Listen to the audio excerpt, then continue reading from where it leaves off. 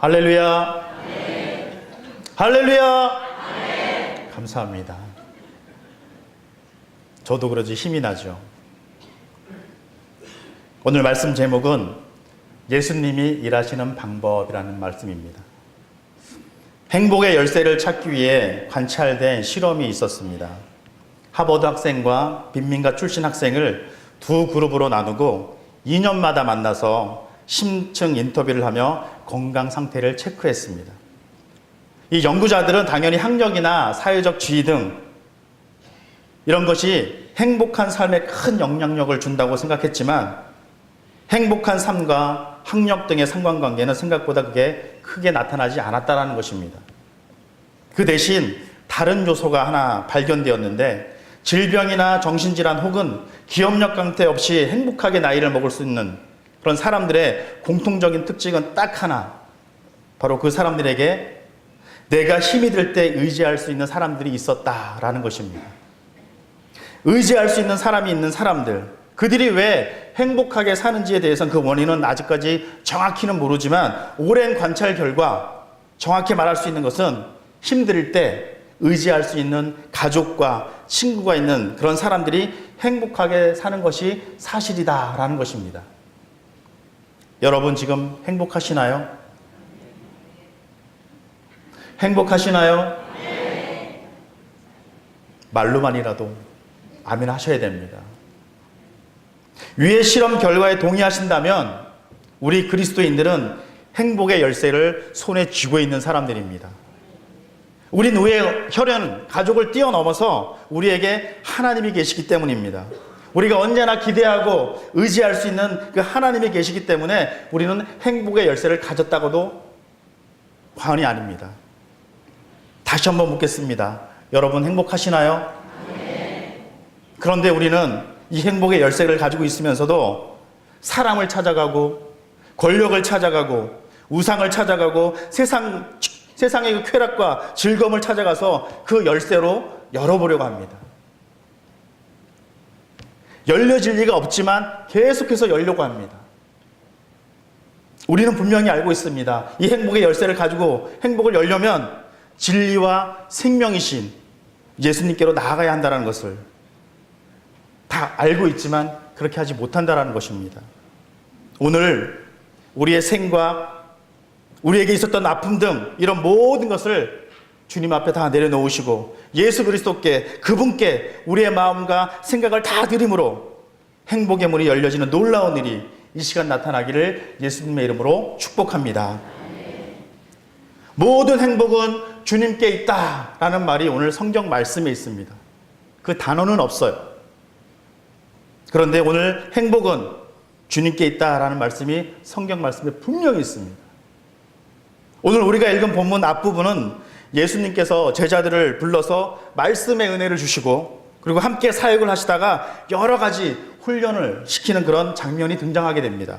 그러면서 첫 번째 어떻게 훈련시키냐면 바로 제자들에게 선교 여행을 떠나게 합니다.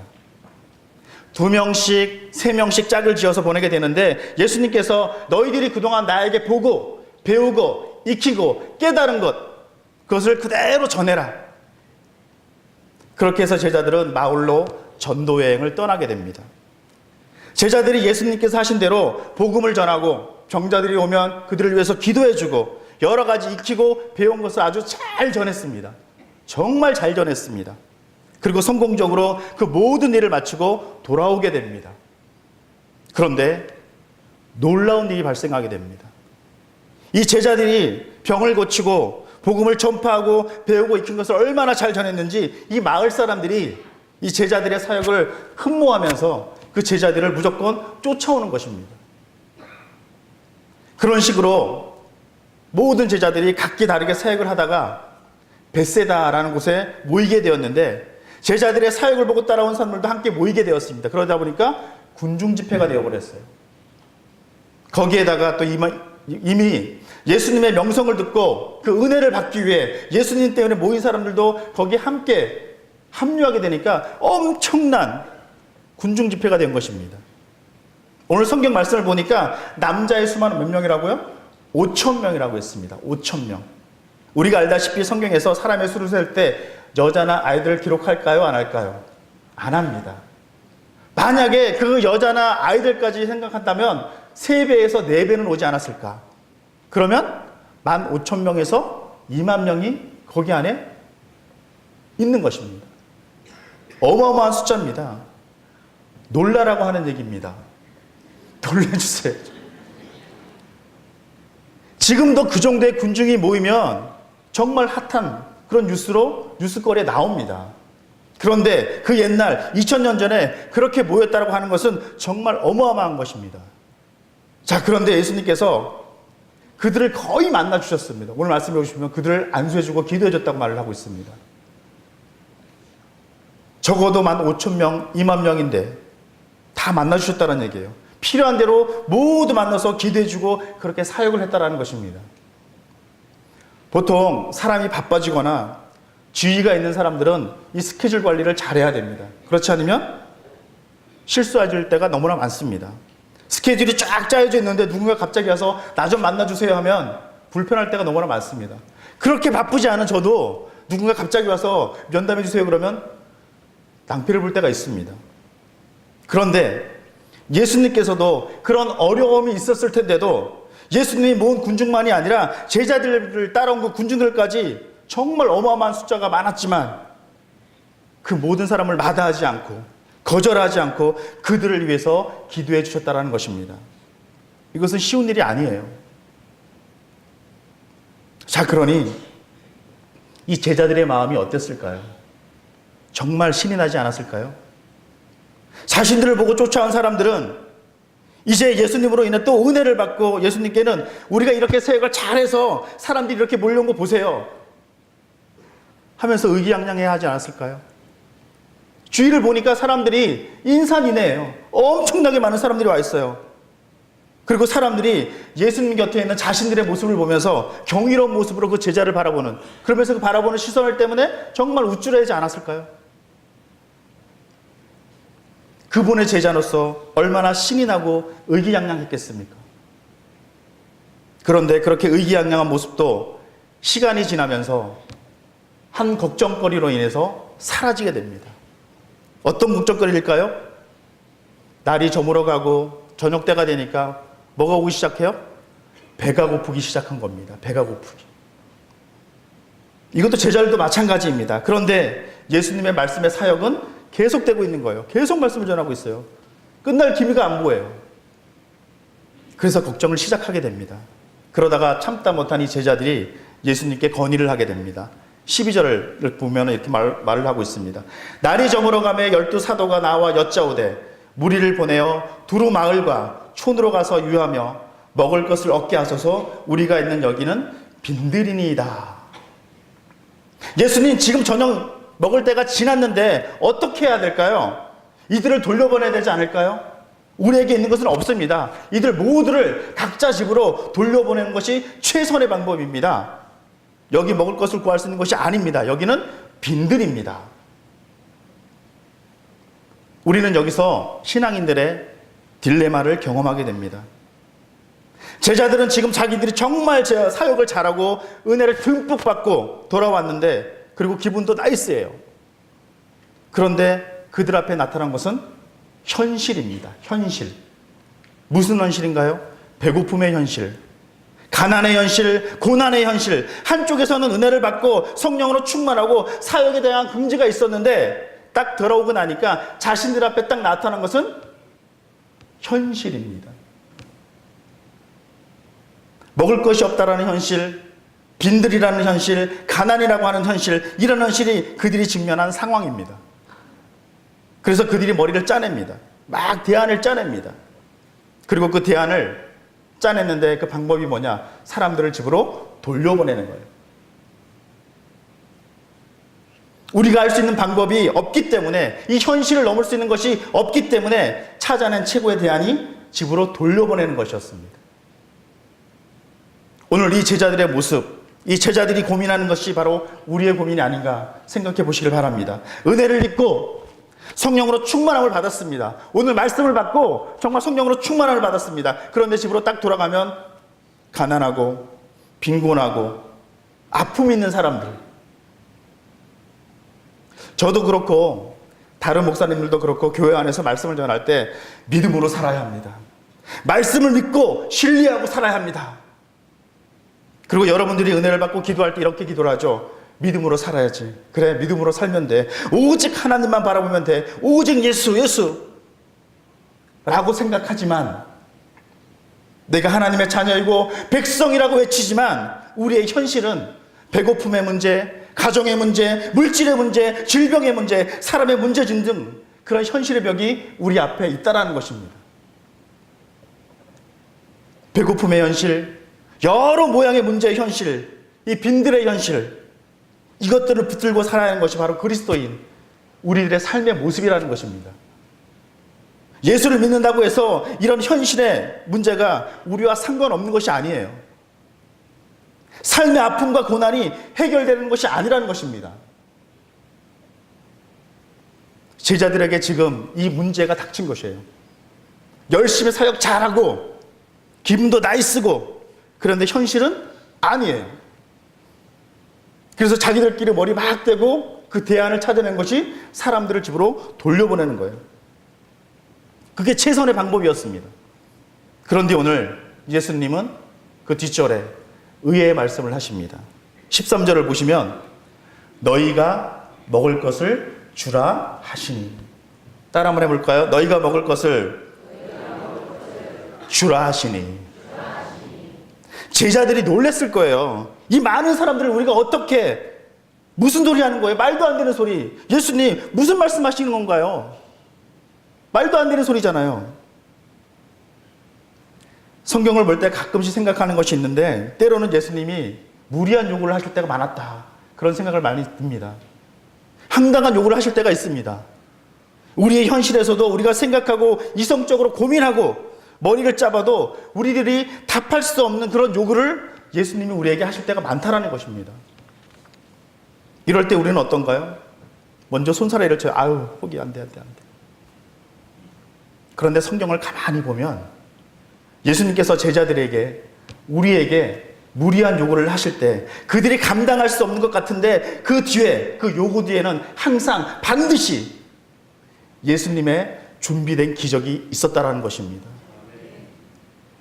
우리가 경험하지 않고 도전하지 못했던 것들에 대한 두려움을 가지고 있을 때에도 주님은 일하시고 계신다는 것입니다. 우리 사람에게 그것이 한계이지만, 도달할 수 없는 그런 한계이지만, 예수님은 그 현실을 뛰어넘는 기적을 예비하고 계신 거죠. 그게 주님이에요. 그게 하나님이 일하시는 방법입니다. 그래서 우리는 우리의 생각으로, 우리의 경험으로 빨리 결정하고 빨리 판단하면 안 됩니다. 오늘 제자들은 예수님이 말씀하기 전에 자신들이 생각할 때 이 상황에서 가장 좋은 대안이 뭘까? 그래, 사람들을 집으로 돌려보내는 것이다. 이미 예수님의 기적을 부인하고 자기들이 모든 것을 결정해버리고 포기해버렸습니다. 그런데 예수님 뭐라고 하시나요? 너희들이 사람들에게 먹을 것을 주라.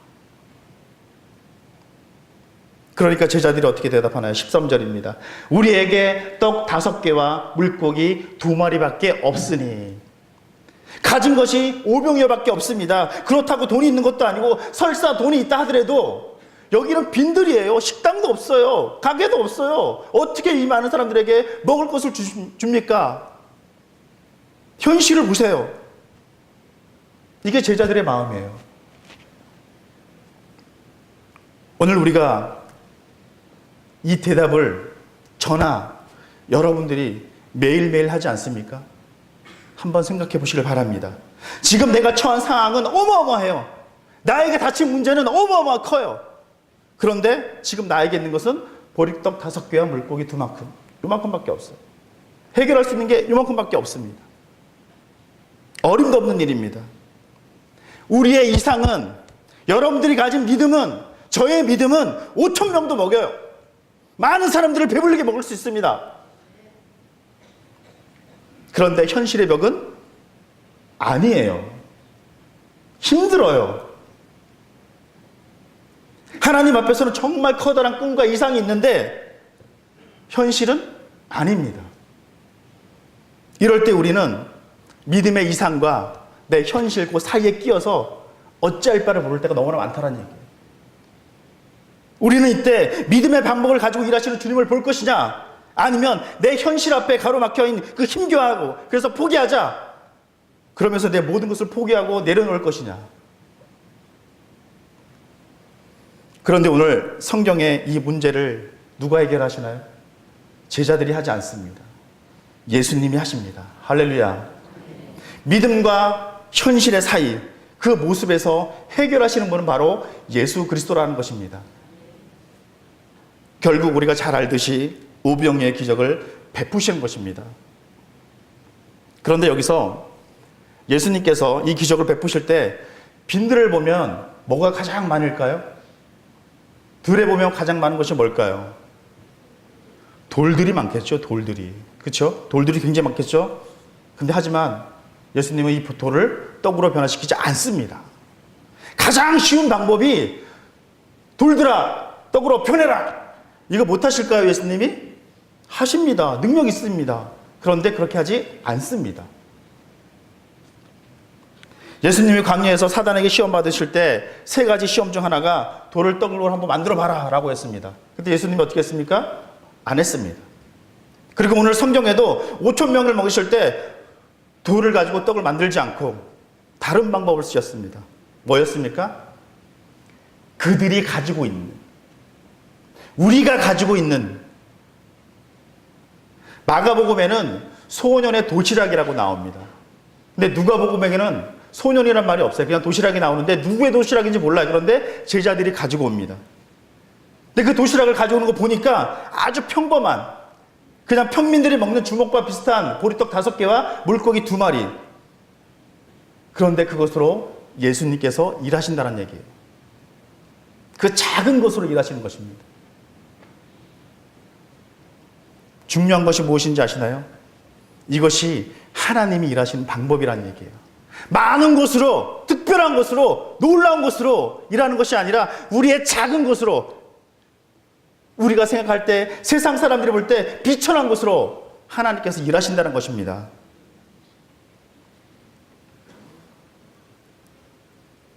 우리가 일할 때 나름대로 다 방식이 있습니다. 음식을 할 때도, 운전을 할 때도 자기만의 스타일로 음식을 하고 운전을 합니다.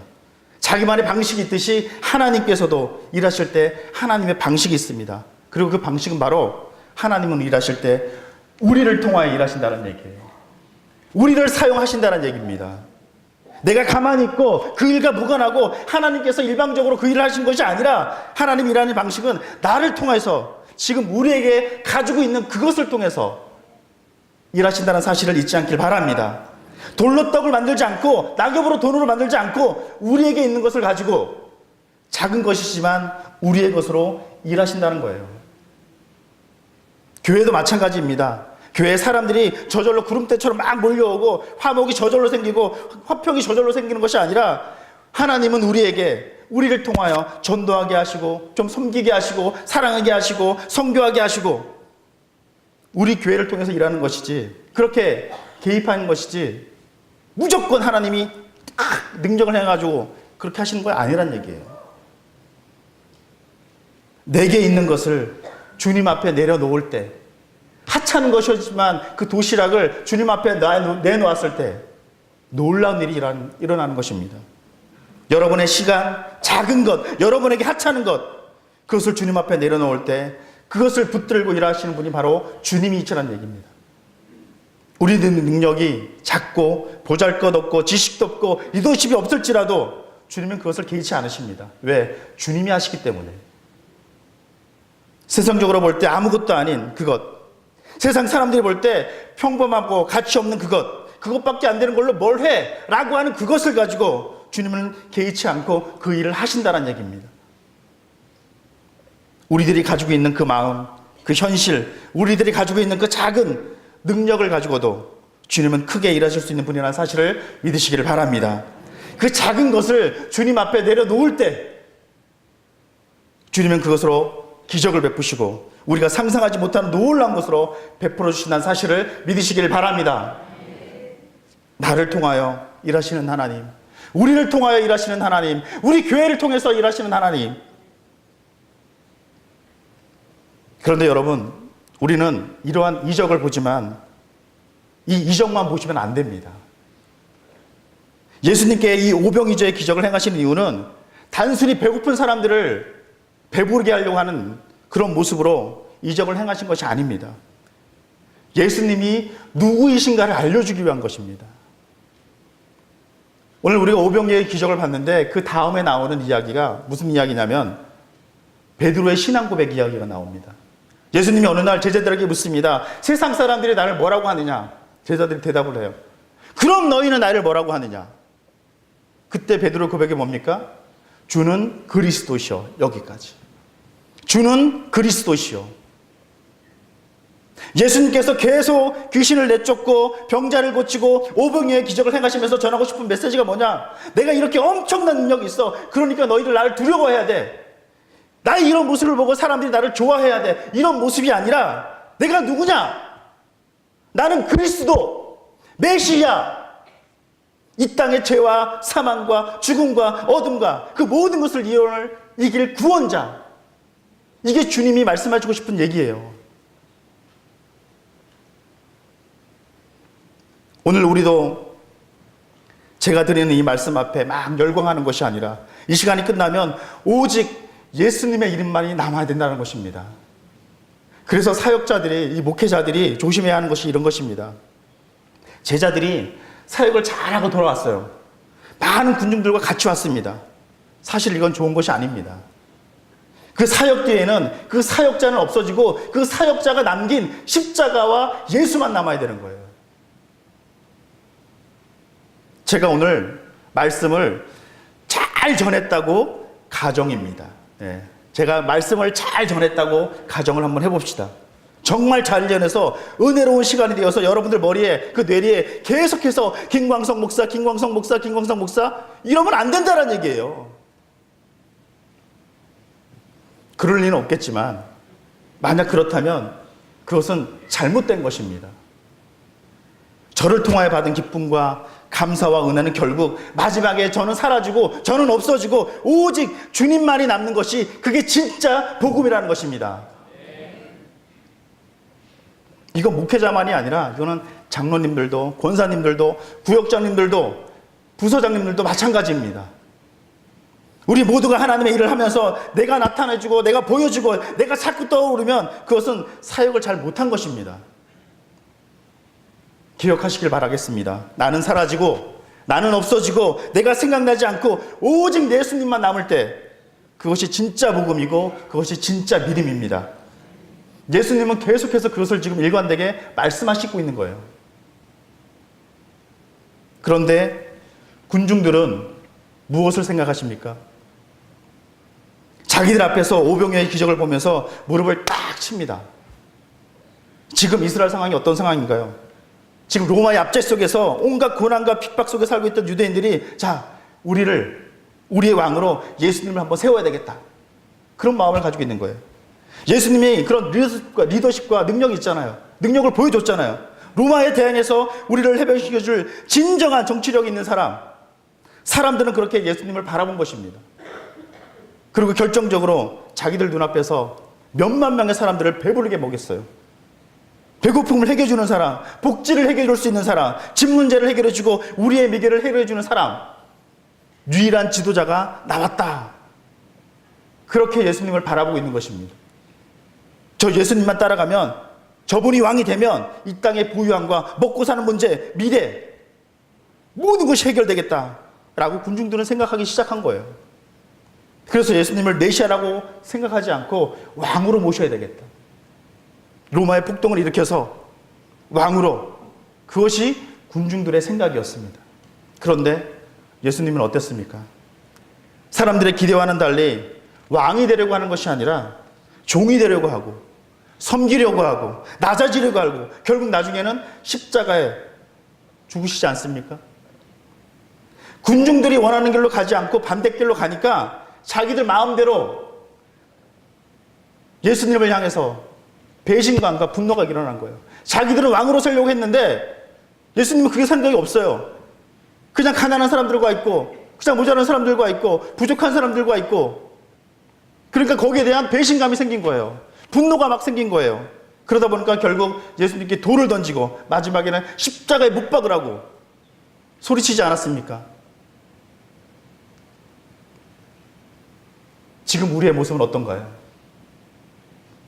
오늘 예수님은 이 말씀을 통해서 내가 누구인가를 정확히 보시길 원하는데, 우리는 예수님의 나의 삶의 가난한 문제를 해결해 줄 수 있는 분, 나의 미래를 책임져주고 내 자녀의 문제를 해결할 수 있는 분, 그런 분으로, 정치적인 분으로, 쇼맨십 있는 분으로 당장 지금 내 민원을 해결해 줄 수 있는 분, 그런 기도를 살아가는데 여러분들 그런 기대에 충족이 되시던가요?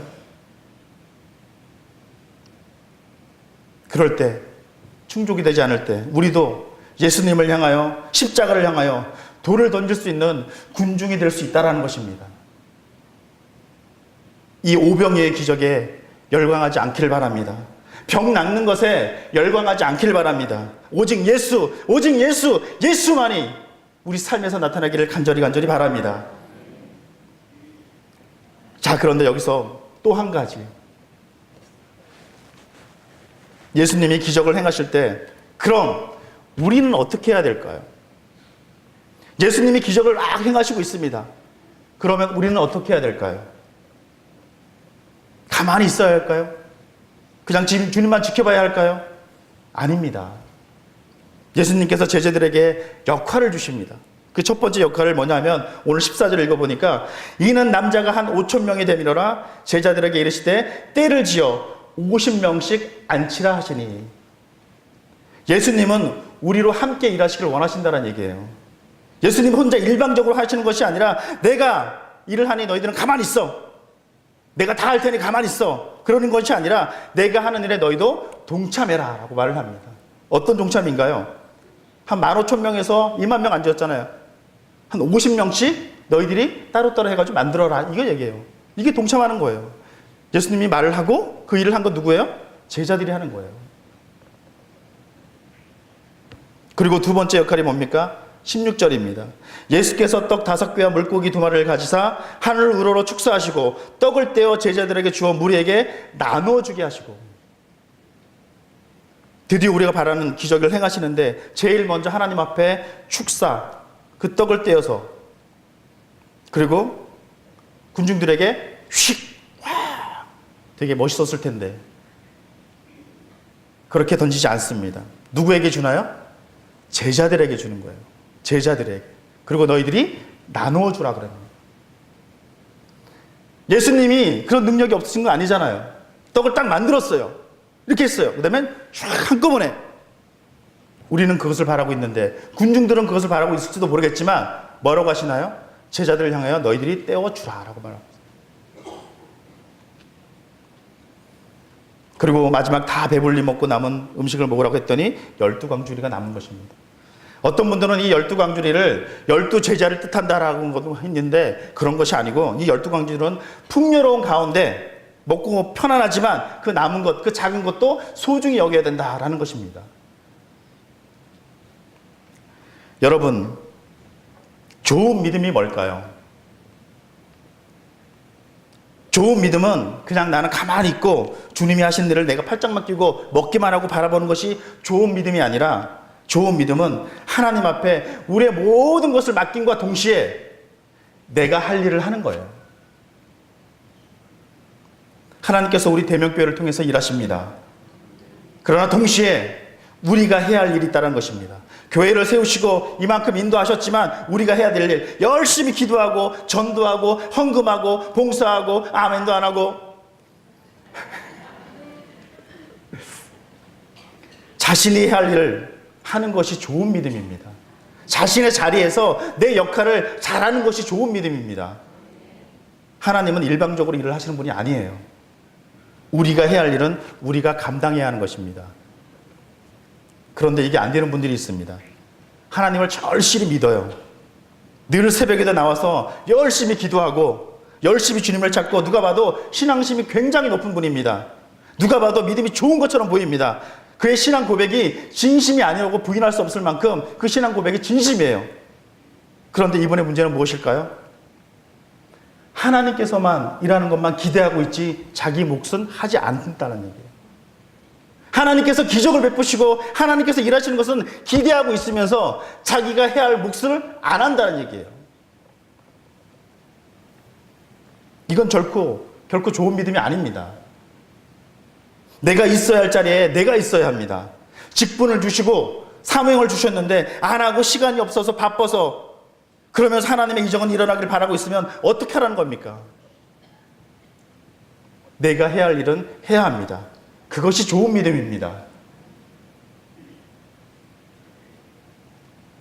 그리고 떡을 떼어 축사하셨다라고 기록하고 있습니다. 축사가 뭔가요? 감사하다라는 것입니다. 감사. 지금 2만 명의 군중에게 먹을 것을 줘야 하는데 겨우 정말 평범한 도시락 5병 2어밖에 없습니다. 생각해 보세요. 이걸 가지고 감사할 수 있어요? 현실은 이만큼이 필요한데, 엄청난 것이 필요한데 가지고 있는 건 요만큼이에요. 정말 요만큼이에요. 감사할 수 있는 사람 손 들어보세요. 장난하는 것도 아니고 지금 이걸 가지고 이렇게 많은 사람들을 어떻게 먹여? 짜증나고 원망하고 불평해야 할 그런 현실입니다. 그런데 예수님은 반대로 그 볼품없고 평범하고 정말 가치 없고 안 되는 것 가지고 오히려 하나님 앞에 감사했다고 했습니다. 축사하셨다고 하셨습니다. 제가 저번 주 수요 예배 때 이 감사에 대한 이야기를 했습니다. 감사가 많아지면 은혜가 충만해집니다. 감사가 우리 생활에 많으면 삶의 질이 달라집니다. 우리 모습에 감사가 많아지면 주변이 행복합니다. 내가 감사가 많아지면 내 주변 사람들이 행복해요. 참 이상한 논리죠. 근데 맞더라고요. 정말 우리는 감사할 일이 너무나 많습니다. 가만히 잠들 때 이 감사할 일들을 한 5가지 정도만 한 달 동안 한번 해보세요. 그러면 여러분들의 인생이 바뀔 것입니다. 습관을 바꾸는 가장 좋은 방법은 감사하는 것입니다. 예수님께서 우리에게 뭘 가르쳐 주시나요? 겨우 이걸 가지고 와서 어떻게 하라고? 불평과 원망과 짜증나는 상황을 의도적으로 하나님 앞에 감사했다라는 거예요. 그때 하늘문이 열리고 땅이 성들이 무너지고 놀라운 일들이 일어나게 되는 것을 믿으시길 바랍니다. 이것이 예수님이 일하시는 방법이에요. 불평할 수밖에 없는 상황에서, 원망할 수밖에 없는 상황에서, 그 현실에서 축복의 기도를 하셨다는 것입니다. 지금 너무 힘들어서 화가 날 수밖에 없고 낙심이 될 수밖에 없는 그런 상황, 누군가에게 짜증내고 원망받을 수밖에 없는 그런 상황이시라면 오늘 이 말씀을 붙들고 돌아가서 주님을 한번 생각해 보시길 바랍니다. 그리고 감사하시길 바랍니다. 의도적으로라도 감사할 수 있기를 바랍니다. 내게 닥친 어려운 현실을 뛰어넘어 우리를 위해 예배하시는 여호와 일의 하나님을 바라보면서 감사할 수 있는 우리 모두가 되기를 간절히 바랍니다. 그럴 때 어떤 일이 일어날까요? 17절이 그 결과입니다. 다 같이 한번 17절 한번 읽어볼까요? 17절입니다. 시작. 먹고 다 배불렀더라. 그 남은 조각 12바구니에 거두니라. 할렐루야. 따라 한번 해볼까요? 고난 중에도 감사하는 사람에게 기적이 일어납니다. 할렐루야. 이것이 기적입니다. 이것이 주님이 일하시는 방법입니다. 될 수 있는 것을 하는 것, 그것이 기적이 아닙니다. 될 수 없는 상황에서도 감사하며 나아갈 때 하나님께서는 기적을 베푸신다는 사실을 잊지 않길 바랍니다.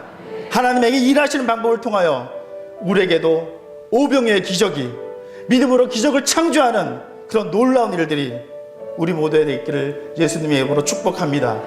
이 시간 다 같이 한번 통성으로 한번 기도했으면 좋겠습니다. 하나님, 우리의 모습 가운데 하나님 앞에 감사하지 못하고 나아갈 때가 너무나 많았습니다. 내 현실이 너무나 힘들어서 포기할 때가 있었습니다. 나의 뒤에, 구름 뒤에 비치는 것을 우리로 알게 하시고 하나님께서 그 기적을 예배해 주신다는 그 사실을 우리로 깨닫게 주님 인도하여 주시옵소서. 이 시간 다 같이 한번 그것을 위해서 한번 통성으로 한번 기도하도록 하겠습니다.